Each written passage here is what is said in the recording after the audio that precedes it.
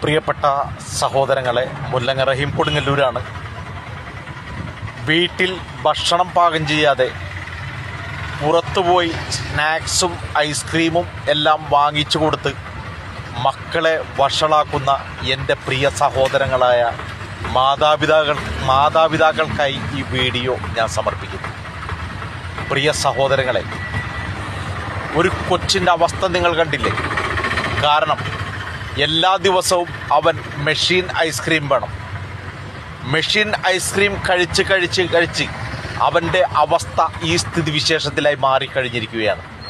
പ്രിയ സഹോദരങ്ങളെ, നെഞ്ചോട് ചേർത്ത് പിടിച്ച് വളർത്തി വലുതാക്കുന്ന ഈ മക്കളെ നിങ്ങൾ അന്ത്യത്തിലേക്ക് വിട്ടുകൊടുക്കരുത് എന്നൊരിക്കൽ കൂടി നിങ്ങളോട് ഞാൻ അഭ്യർത്ഥിക്കുകയാണ്.